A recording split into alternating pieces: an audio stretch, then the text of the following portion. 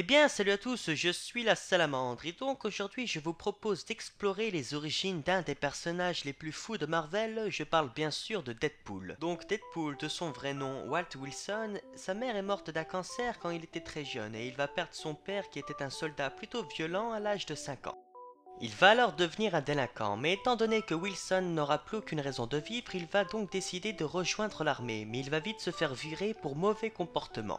Quelque temps après, il va attraper un cancer, alors des médecins vont lui proposer une guérison potentielle en échange de sa participation à un projet de super-humain. Voyant qu'il n'a plus rien à perdre, Wilson va accepter. Il va alors rentrer dans un projet top secret du gouvernement américain qu'ils ont appelé Arme X.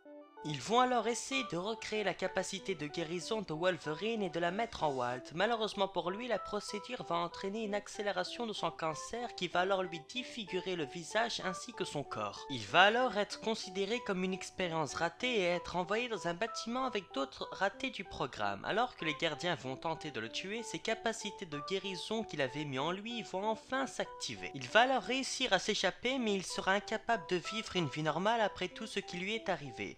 Et aussi à cause de son passé en tant que soldat. Il va alors devenir un mercenaire à gages, se faisant appeler Deadpool. Et comme il le dit si bien lui-même, Walt Wilson est mort, place à Deadpool maintenant.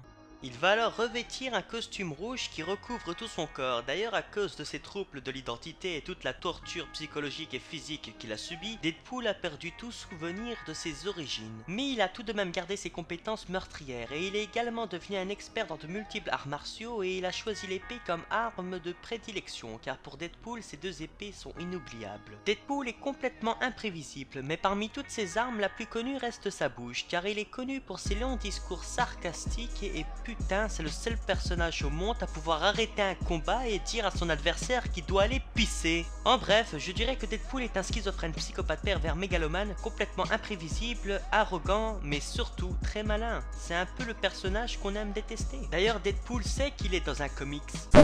Sinon, j'aime bien baiser des animaux. Ah quoi, tu ne le savais peut-être pas, mais Deadpool est le seul personnage Marvel à savoir qu'il est dans un comics. Stan Lee a dit que c'était un peu le super pouvoir de Deadpool et que les autres personnages le prenaient juste pour un fou. Ça peut donc parfois donner des situations assez drôles, genre un personnage qui demande à Deadpool « mais on est où ?» et il répond « bah page 56 » ou encore Deadpool qui doit se rendre quelque part mais vu que c'est trop loin, bah il saute d'une case. Sincèrement, je vous conseille les comics Deadpool. Après, j'ai vu des gens dire qu'ils trouvaient ça nul, que le Deadpool n'a pas de questionnement métaphysique sur le fait qu'il sait qu'il est un comics, donc quelle est sa place dans l'univers, bla bla bla. Les gars, on parle de Deadpool, vous savez, on parle du mec qui dans un comics a réussi à tuer tous les personnages de Marvel ainsi que les scénaristes. Je ne pense pas que Deadpool soit du genre à se poser des questions. D'ailleurs, pour les fans de manga, il va y avoir un crossover entre Marvel et Attaque des Titans, ce qui est plutôt stylé, mais il n'y aura pas Deadpool dedans, ce qui est plutôt dommage. Pour ce qui est du cinéma, Deadpool devra apparaître sur grand écran en 2016. Sur ce, c'est déjà la fin de cette vidéo, tu peux t'abonner pour ne pas rater la suite, mettre un pouce bleu si la vidéo t'a plu, partager cette vidéo et surtout n'oubliez jamais, en pixels et en esprit. I'm supposed to be the soldier who never blows his composure. Even though I hold the weight of the whole world on my shoulders, I ain't never supposed to show it. My crew ain't supposed to know it. Even if it means going toe to toe with the Benzino, it don't matter. I never drag them in battles that I can handle unless I absolutely have to. I'm supposed to set an example.